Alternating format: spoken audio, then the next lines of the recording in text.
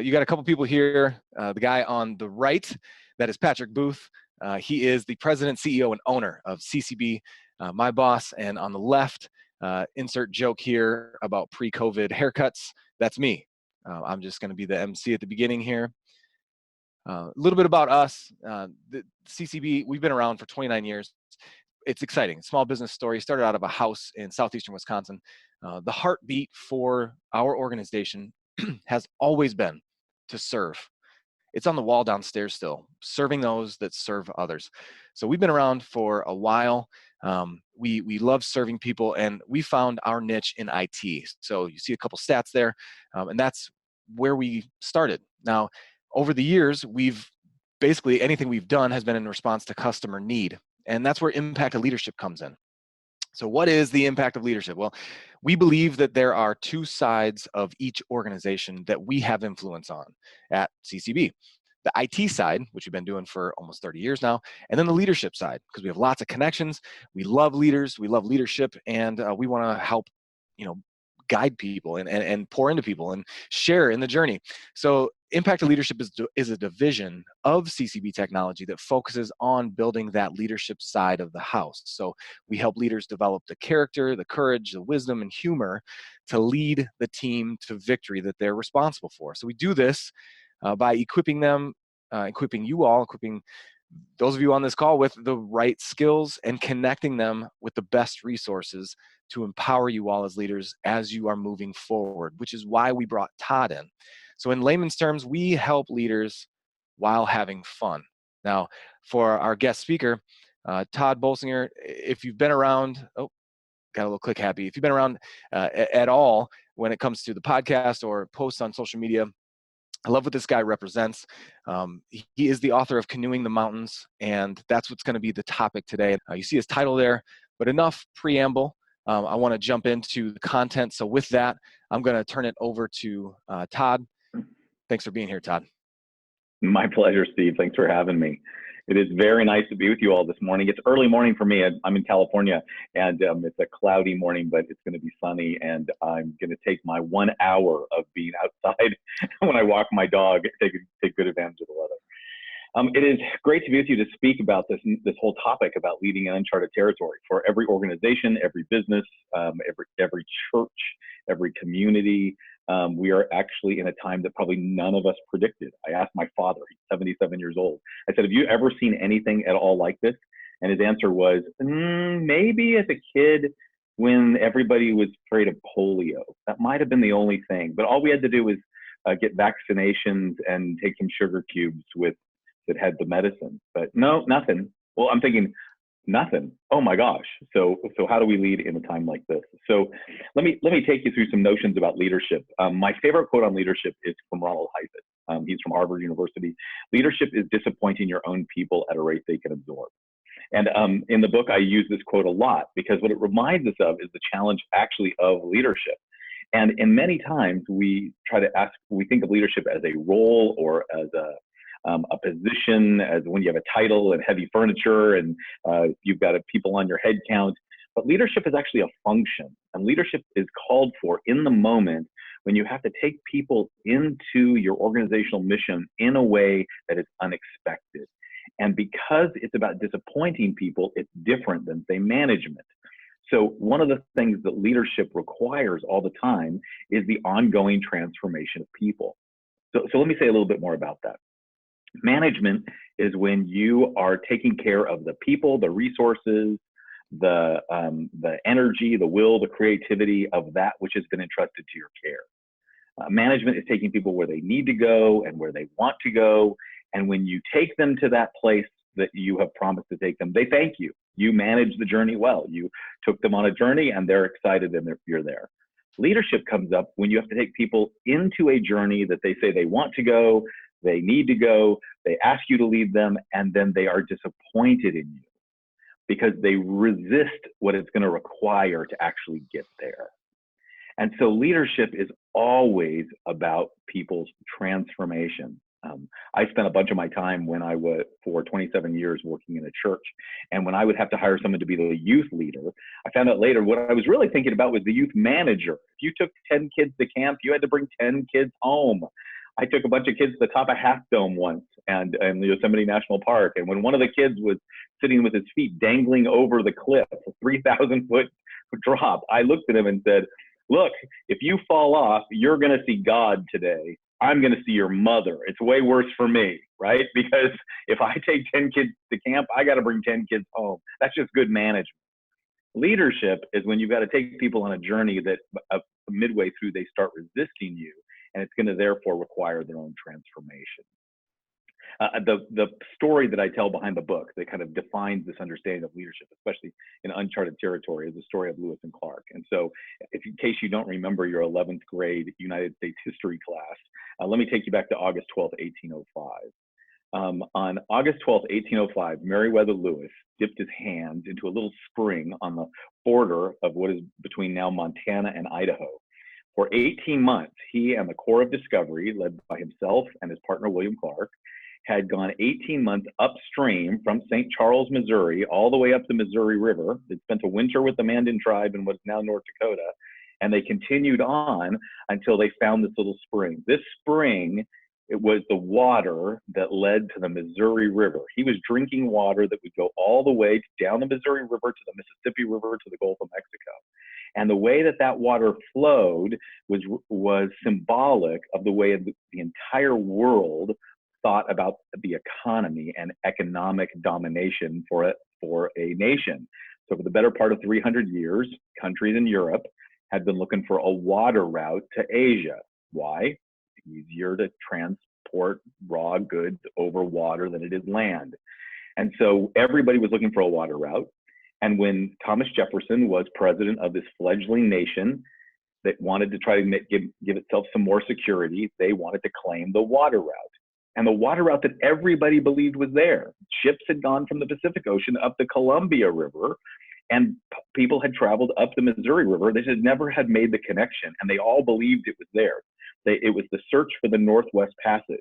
And whoever owned that water route would own the rights to the shipping route. It'd be like owning the internet today. And just think about that literally today. If you got a quarter of a cent for every single person using the internet, what would happen to your profits? And so exactly what Jefferson was looking for was someone to find that water route. And that's what the Corps of Discovery is about, discovering the water route. Well, on August 12th, 1805, when Meriwether Lewis drinks out of that spring, he walks up the side of what is now called the Lemhi Pass with every expectation that they would pull their canoes out of the Missouri River. They would drag them about a half a day. They would put them into a spring on the other side. And as soon as they had enough water, they would start going downstream. So after 18 months of going upstream, now they'd be going downstream. And they were looking forward to this because now they could float all the way to the Pacific Ocean. And when they got to the Pacific Ocean, they would be heroes. They would have discovered the water route. They would take a picture, a selfie, and send it back to Thomas Jefferson. They would turn around and they would head home. And so after 18 months of paddling as hard as they could, they thought it was about to get easier. And they walked up to the top of the Lemhi Pass. They looked over to find the spring on the other side and found the Rocky Mountains. Now, a couple of things to note about this motion. Number one, they'd spent the winter with the Mandan tribe. They'd asked the Mandan tribe, is there a river on the other side? The Mandan tribe said, yes, there is, but you're going to have to cross over some mountains. Their mental model of mountains were built on the fact that they were from Kentucky and Virginia. Now, no offense, I live in the West, and if those of you who live in the East, I love the Shenandoah Mountains, but if you've ever been to Shenandoah National Park, you know those mountains are pretty different than the Rockies, right? Rounded hills, that are beautiful in their sunset, but you could imagine dragging a canoe over them. But if you've never seen or had anybody you've ever met seen 14,000-foot peaks that jutted up above the tree line, some of them had snow all year round, that would be 300 miles wide, that would be in the wintertime with 60 miles of hip deep snow, well, then you knew that if you were going to be looking for a water route, that there wasn't one. The second thing is Meriwether Lewis had written in his journal for 3 months that he'd seen the Rocky Mountains. I don't know if any of you have ever been to Kansas or to eastern Colorado, but you can't really hide the Rocky Mountains on a clear day. And they'd seen them, but they had been in denial about it. Meriwether Lewis wrote in his journal, I refuse to believe this will be anything but a safe and comfortable passage. which tells us that even when the facts are facing us, we default back to our old understandings. We assume that everything in front of us is going to be exactly like it's been behind us, and that the world in front of us is going to be exactly the same way. And if we have been an expert in the past, well, then it's an easy transition through the present to be an expert in the future. And what this moment disrupted was an entire Western worldview about geography. One historian said, at that moment, the geography of hope gave way to the geography of reality. And that's where a lot of us are in our companies, in our businesses, in our organizations today. We are in a dramatically different experience than we were just a month ago. I mean, a month ago, I got off a plane in Los Angeles after being in Nashville, Tennessee, and Sioux Falls, South Dakota. I was doing what I usually do, which is 3 out of 4 weeks, I'm traveling and speaking to large groups of folks. I got off that plane and I was then told that not only would I not be getting on a plane, but that I had to go into social quarantine, and that I've been in my home literally every day working from home since the last month, with a complete disruption of the way that I do my work as a consultant and as a professor of leadership. I literally had 15 speaking engagements cancel in the next 3 days. And I began to wonder what's going to look like in this world. Now, the opportunities are different, but the most important thing to recognize is that what's really difficult for us was our training. We were trained for the world behind us. We were trained for a different context. We were trained for rivers, not mountains. We were trained for canoeing, not riding horses or hiking. And so we need to learn a new way of leading. For most of us, what we wrestle with the most is that whatever we were trained for is the way in which we will continue to proceed. So one of my mentors had spent some time with a Catholic priest who's a spiritual director, who's really good at asking kind of deep questions of the soul. Well, the spiritual director's brother is a Marine Corps jet fighter pilot. So imagine Thanksgiving dinner at their house. So the Marine invites the priest to come onto the Marine base, and as a birthday present, gets permission for him to spend some time in a flight simulator. So the priest gets to pretend that he's a jet fighter pilot. And when he finishes, exhilarated by using the experience of flight simulators, he turns to the person who's training and asks him, why do you guys train people with flight simulators? And his answer is, at the moment of crisis, you will not rise to the occasion, you will default to your training. So today, as we're sitting in the middle of this COVID-19 crisis, ask yourself, what do you default to? Where do you start? Where did you get that?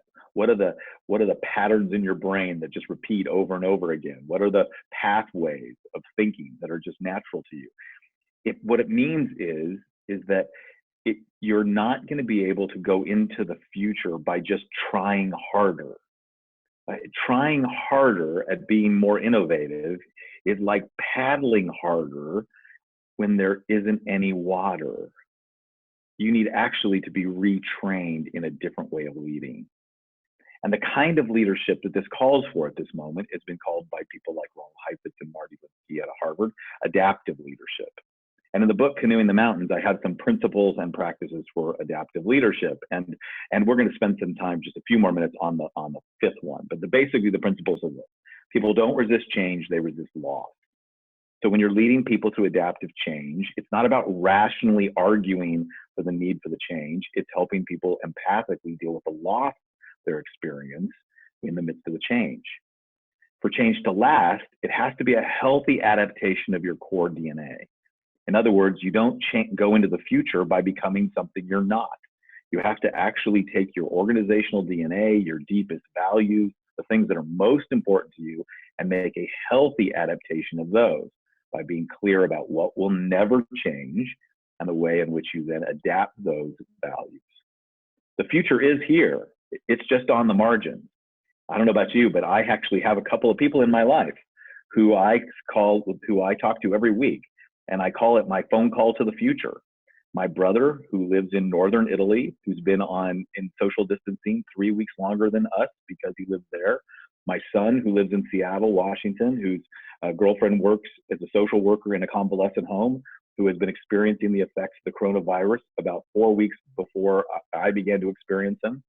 A friend of mine who is an Episcopal priest in New York City, who twice a week I get on to a little prayer service with their community, and I hear them as it transitions into more and more severe experiences, and now some of the hopefulness and some of the flattening of the curve experiences. It's like I get an opportunity to hear from the future. The future's here, it's just not in the center of my world. And so I've got to learn to listen to people on the margins. That becomes a critical skill that we could talk more about if you like. Fourth, you haven't succeeded until you've survived the sabotage. One of the conversation that everybody always seems to want to have with me whenever I show up to speak someplace is this notion of sabotage, this notion that you haven't succeeded until you've made the change, then the emotional system reacts against it, and then you make it through that reaction and that resistance. And the new book that I'm writing that's coming out in November is all about the formation of resilience in the face of sabotage and resistance. But let me linger for a few extra minutes on this last piece today. Everybody will be changed, especially the leaders. And what this reminds us of is from the very beginning, we talked about the necessity of being able to have, to recognize that leadership is about transformation. And the transformation starts with you as the leader. The hardest thing for a leader taking people into uncharted territory is you are probably the first person who gets a pit in your stomach, who looks over the Lemhi Pass, who realizes that the geography of reality is crashing down upon you. And it's at that very moment you have to decide what you're going to do.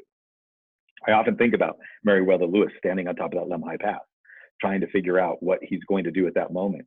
You could imagine, because his assignment was to find a water route, that it had to cross through his mind, oh, we got to go back and tell Jefferson. The entire economy of the brand new United States of America is built on a water route. There isn't a water route.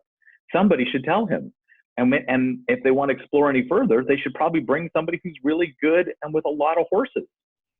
And instead, he stands here at this moment and he doesn't freeze. And in his journal, he simply writes, "We proceeded on." What's interesting is one of the enlisted men wrote in his journal, "Those were the most terrible mountains we ever beheld." I'm sure he believed that he had to carry the canoes over them because they were a water group, right? They had to take their canoes with them. But what they recognized at that moment is what he had to do is hold on to a deeper value. And this is what Meriwether Lewis did. His deepest value pushed him forward. And his own openness to his own learning and transformation allowed him to lead in a completely different way when he stepped off the map. This transformation is what we need. So let me give you some waypoints for when you go off the map and you're disoriented, when there's no longer a map to follow. How do you find your way through into a future? What do you do when you're a person when you're a group of canoers who are good water guys and you're literally told, you're going to have to leave the canoes behind. We're going to have to burn them. We're going to have to drop them. And now we're going to have to continue on. So here's what you do. First of all, you have to refuel on trust. No one is going to trust you off the map if they don't trust you on the map. No one's going to follow you off the map into uncharted territory if you haven't been trustworthy on the map. So what do I mean by on the map? It means that in every organization, every leader, there are certain technical competencies that you are responsible for. You're responsible for the way you treat people. You're responsible for the bottom line of the organization. You're responsible for tasks and teams. You're responsible for the things that have been authorized to you and assigned to you.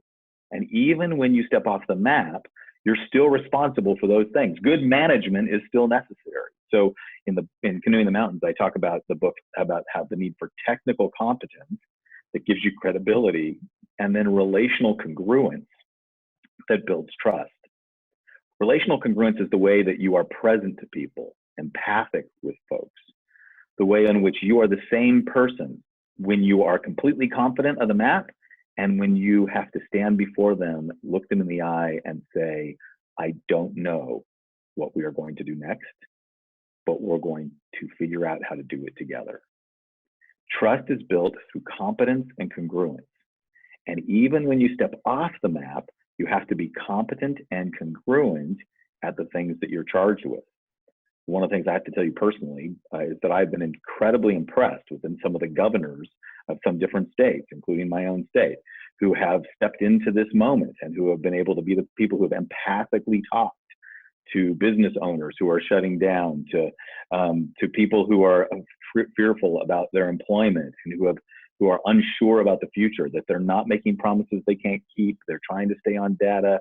They're being empathic. And even though there's deep disagreements throughout the country, you can feel the difference between those who are competent at what they can be competent at, even acknowledging their incompetence. We don't know about the future. We don't have certain things we need medically, and are congruent, that they are telling us the truth and that they are being empathic and being the same person. That brings trust. The fuel for the journey is trust. When trust is gone, the journey is over. Second, focus on the pain points of those you serve. It's really tempting to be able to just to think about ourselves, to think about our institution, our organization. I work for a graduate institution, and if you know anything about higher education, it's a business that is being disrupted. Graduate education is even more so. And I work in theological graduate education, which is even more so, even more vulnerable because of the decline of the church in the last generation. So to be in an industry, to use that word, that is in deep decline and is now in a deep crisis, it's really tempting to focus on ourselves. I was with a group of Silicon Valley leaders in Palo Alto, and I was pitching them a innovative new way that our seminary was thinking about serving Christian leaders around the world, and that I'm now in charge of. And in the very earliest days, some of these guys who were all venture capital type folks and folks that worked in the IT industry, sitting around the table, and they said, "Todd, give us your pitch. Tell us the thing. If we were going to fund your venture, we're not. We're just giving you advice. But if we were going to fund your venture, what would you want us to know?" And I gave them a 10-minute pitch that I worked out. And at the end of the pitch, one of the guys who's the venture capitalist looked up and said, "You've been doing that around the seminary a lot, haven't you?" I said, "Oh yeah, I've been trying to get people on my team and get the administration to go for it and have the trustees believe in it." He goes, "Yeah, well, because what you just gave us was a pitch on why this new innovative approach would be good for the institution. You didn't say a word about how it would serve anybody else. Todd, you need to know that nobody cares what's good for your institution. What they want to know is how your institution is going to help them with what they care about." And then this venture capitalist says, "This sounds similar to like a Bible story I know where we're told that we're supposed to love our neighbor. Doesn't that sound familiar?" I'm thinking, I'm a theologian as well as a leadership person. When the venture capitalist is giving me a Bible story, that's a bad day for me because I've certainly missed the point. Refuel on trust, focus on the pain points of those you serve, not on your own survival. And then find yourself a few Sacagaweas. Sacagawea is a central character in this story. Some of you from 11th grade history class heard her name as Sacagawea. That's the way we often talk about her. But when they wrote her name in the journal, they wrote it as Sakakawea or Sacagawea. So I just like to give her back her name. And what you hear in the middle of this, in this whole understanding of her name, is that she was a Shoshone woman, a teenage nursing mother who had been kidnapped and had taken across the Lemhi Pass and had been kept as a slave in the Mandan tribe. She was either won in a card game or she was bought by the French trapper Charbonneau. Lewis and Clark was so impressed and needed an interpreter that they hired Charbonneau to bring her. And even though she had just given birth, they left from the Mandan tribal setting in the late spring, headed off across the Lemhi Pass. And when they stepped over the Lemhi Pass, she was the only one who wasn't lost. She was at home. This was her home territory. So anytime you think about the Corps of Discovery and all these burly mountain guys who raced down rivers and faced down grizzly bears and went through hordes of mosquitoes, just remember she did it too, while nursing a baby. And when they stepped over the Lemhi Pass, she was the expert. And what we now begin to think about is, who are the experts? Who are the voices that we have been ignoring up till now? Who are the people who are actually good at being innovative, creative, scrappy? Who are the people who are not disoriented because they weren't anchored in the past? I think about this a lot in terms of, this is a moment for many companies to start breaking down generational divides, the way in which technology for younger leaders is a natural place for them. There's an interesting, in my own family, my son is 27, my daughter's 23. My son never took an online class. My daughter took a number of online classes. That's how quickly education changed in a 4-year gap. Now my son actually works for a company that does educational technology. He's online, he's a Zoom expert. And my daughter is working in a church, and she is now in the middle of this COVID process, trying to figure out how to care for high school and junior high students who are shut in and can't come to programs. Our young people are much more naturally nimble. They are technological natives, where many leaders like myself, I'm in my 50s, this is completely awkward and difficult. And at one time that I think it's difficult for me, I got my mother on Zoom. She's 77 years old, and she literally said to me, "I'm now a Zoomer." And it was interesting to recognize how the generations, it took my son helping my mother for my mother to come into this new world and stay connected to her family in a time of social distancing in a way that would be healthy for her. So who are the Sacagaweas? Who are the people who are comfortable in this world that you can use? What is the reverse mentoring that you can use? So refuel on trust, focus on the pain points, find yourself some Sacagaweas, try some aligned things, experiment. I have a mentor in my life who looked at me early on at the seminary and said, "Todd, everything I've done has been entrepreneurial. What I learned is this: your plan A is not plan A. Find yourself, you're going to need to get to plan B, plan C, plan D, plan E, plan F before you actually get to the plan you're going to go forward on. So fail fast and learn as you go." And one venture capitalist said to me, "And fail cheap. It's my money." So learn how to fail fast and fail cheap. Try some things, experiment, innovate. But the key to experimenting is not to experiment, let's think outside the box and throw everything away. It's try some experiments that are aligned with your deepest values. When Meriwether Lewis said, "We'll proceed on," it's because his deepest value that had been tutored by Thomas Jefferson for 3 years, he'd lived in Thomas Jefferson's house. He had been Thomas Jefferson's personal secretary. He was handpicked by Thomas Jefferson. The deepest values of Thomas Jefferson that became the deepest values of Meriwether Lewis were the Enlightenment values. They may or may not be yours, and they're not entirely mine, but they were his. And they lived with this value. They believed at their deepest core that the growth of human knowledge would lead to the growth of human happiness. So more important than a water route was learning.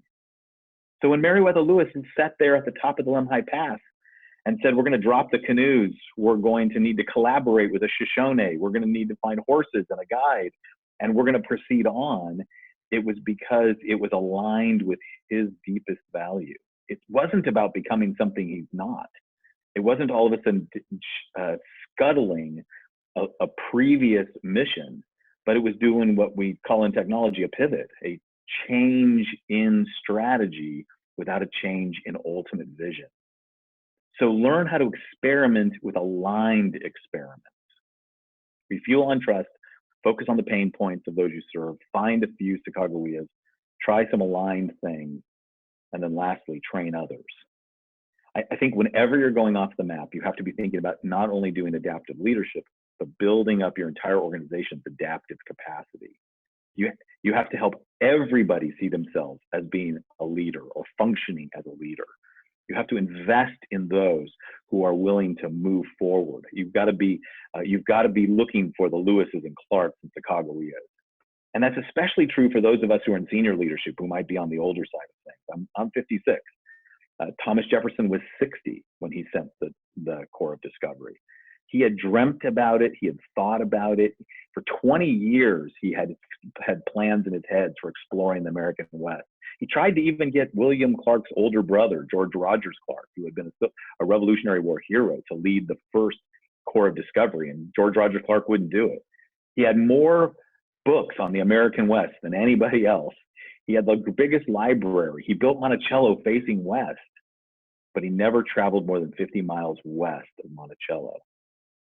But at this moment of deep disruption and change in the nation, he invested his life and his authority and his executive power in the Lewis and Clark, who learned how to also bring along Sacagawea. So at these moments is the perfect moment for us to be in our businesses, thinking about the next generation, about training up other leaders, about focusing on the attention of those who are going to spend the most of their career in a post-COVID-19 day. Eric Hoffer says, in times of great change, learners inherit the earth, while the learned find themselves beautifully equipped for a world that no longer exists. And for many of us who are in senior leadership, or many of us who find ourselves in experiences of running companies or organizations, we have to give up the expectation that we are to be the learned who are the experts, instead of the learners who are the leaders.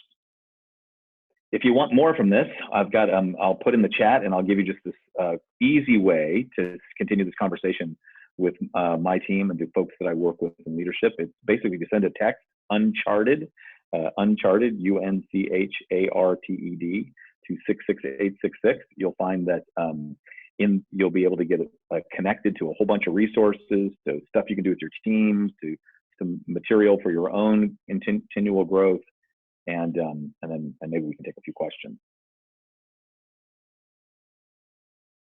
All right, well, thank you, Todd. That was awesome. I'm sure there's more questions that might come in, but I've got a couple here. And as a reminder, go navigate to the Q&A portion of that. You can submit your questions. I'm going to read a couple now, and if we get a few more, maybe we can get through them all. But Sarah asks a question, the comment about focus on loss during change. So that's the context for this one. Are there tips around how to help folks, in quotes, let go of their old ways of doing things as you're moving forward? Yeah, it's a great question, Sarah. So here's one of the ways to think about this. One of the reasons why people experience loss so deeply is that at the core, the experience of loss is an identity challenge. So people say to myself, I am a canoeer. I'm an expert canoeer. I was brought on this trip because I know how to navigate rivers. You're going to need me when the rapids come. What do you mean we're letting go of the boat? So if we let go of the boats, it's not just a matter that I don't like it. It's not that a matter of, oh, I don't like riding horses. What the struggle is that my identity is at stake.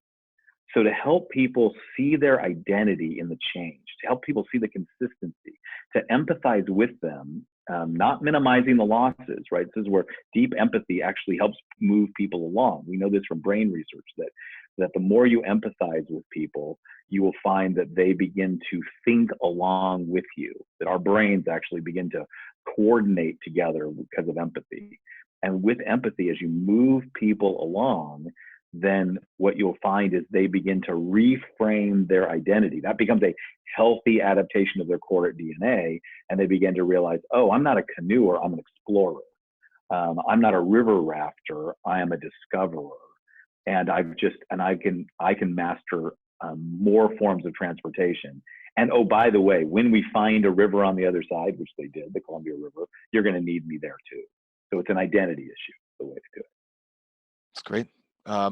Next question, how can a leader help the community accept and respect the advice and strategies of Sacagaweas? I think I pronounced that right for the first time. Yeah. Great question. So what tips do you have there for leaders that are looking for empowering the Sacagaweas around us?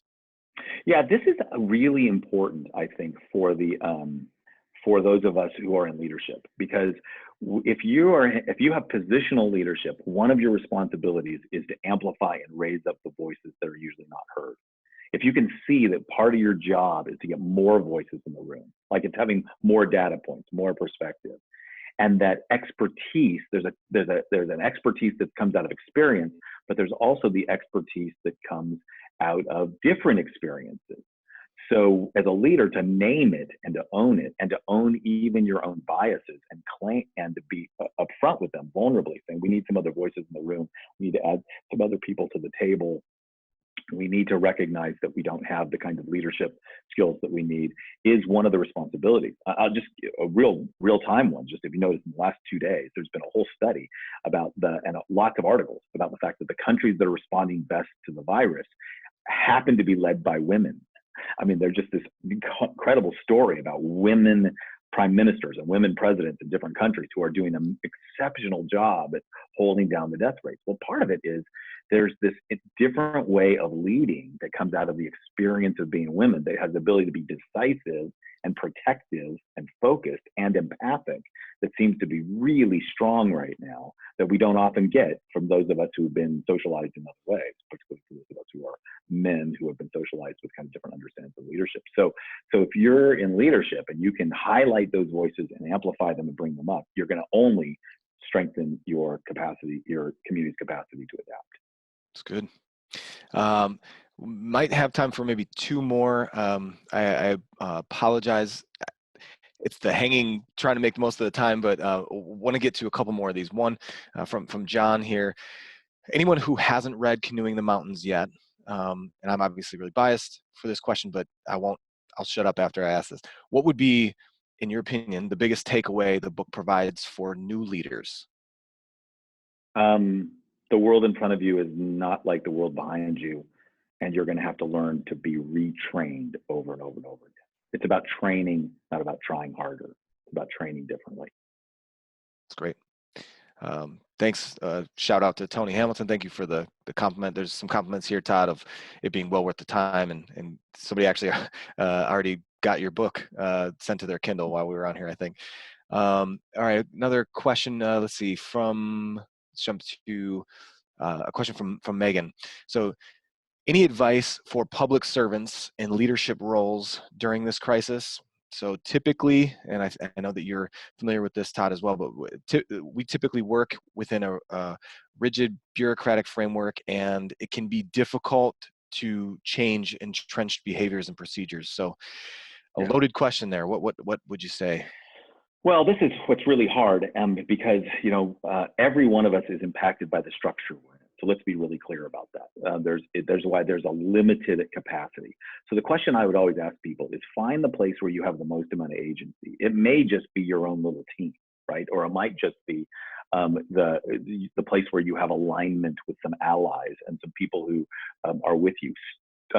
Be consciously aware of the resistance, but look for the people who are going to go with you on the journey, and invest as much energy as you can with a group of people who are going to try to be consistent about the way of behaving. Culture has changed through value-laden behavior. So just one example about the amplifying thing.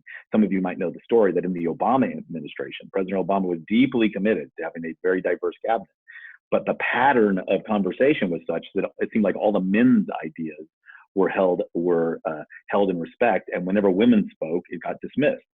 Well, what the women did is they got together and just said, anytime a woman speaks, no, we are going to follow that up by complimenting that woman, repeating that statement, giving her credit, and then building on it. And they called it amplifying. Well, even within a structure like the White House, led by a president who was unwittingly defaulting back to an old behavior, a group of people who weren't able to change the bureaucratic structure, but they were able to start to shift the culture, and that became more aware. So that, I would say, is value-laden behavior with allies is the best thing you can do at that moment. This is a question that I had for you and on the podcast, but I think it might actually help answer maybe some other questions that are in the chat here for other resources. So what was one resource that you would point to that impacted you in this journey of becoming a leader and where you landed now? Well, I think obviously the concept of adaptive leadership will radically change the transformational for me. But recently, it has actually been the work on brain science and emotional intelligence. because part of what's been so helpful about this is to recognize that, and we often think of empathy as the way we care for people, and then now we have to get to work doing the hard work of making hard decisions. Now what we actually know is leading with empathy, what a person named Chris Voss calls tactical empathy. My wife's a therapist. She hates that phrase, tactical empathy. But tactical empathy is a way of saying we're going to use empathy as one of the ways of understanding how deeply people resist, and as a way of inviting them into a journey. And that work has been deeply formative for me. And then in the new book I've written on resilience, I have a new book coming out in November called Tempered Resilience, which is all about the formation of leaders in the crucible of change. And at the core of it is the way in which empathy leads to more resilience. That's very helpful. I apologize again. I know, Kyle, I see your question here. Tony, we're going to have to keep rolling through here. So Tod, thank you so much. I know we're bumping up against time here, so I'm going to transition this over to Patrick, our CEO and owner. There's just a couple more slides here, so thank you for hanging in there for those of you on the call. Thank you, Steve and Tod. What an incredible session. Tons of comments are saying how valuable this was. And if possible, maybe, Steve, we could get those questions to Tod so he can answer those, then we can still get them out to people if we have their email addresses. Okay, so we're at the very end of the time. Just a couple things coming up. You can see our schedule for the future. April 20th, we have Cultivating a Non-Anxious Presence During Difficulty. I think we all could use that. April 24th, Emotional Intelligence Skills During Crisis with Darcy. And then we have April 27th, 5 Steps to Running a Healthy, Effective Meeting. And you can register at the link below. Also, very excited. We've been doing our podcast for over a year now. John Nelson will be speaking and has spoken on servant leadership in episode 15. He is a mentor to Steve, myself, to many people in our community. You will not miss out you will want to join this, I should say, because you will miss out if you don't get a chance to listen to the episode. He's fantastic. And then one of our own local heroes here, Chris Maragos, who has been through the NFL. He came from our local community. Great guy, understands what it means to really work hard, especially through adversity. Check it out. You can see the link below on how to get to our podcast. Also, just a reminder, CCB Technology, this is what we've been doing for 29 years. Our mission is to help our clients achieve their goals and dreams through technology. We don't take that lightly, as Steve said. We're here to serve those that serve others. You have a goal. You have a vision. We want to help you. You can use us for hardware and software needs, help desk, IT services. If you want to know more, you can find us at ccbtechnology.com. Here's our contact information. Again, today we want to say thank you to all of you who attended, but if you have further questions, you can reach us on our email addresses or our LinkedIn profiles. We are definitely more than happy to engage with you. That's what we want. Thank you for your time. We hope this has been valuable, as I'm sure it has been, but we do wish everyone a very great day on Friday. Happy weekend. Stay healthy. Stay safe. Thank you, Tod, for joining us today.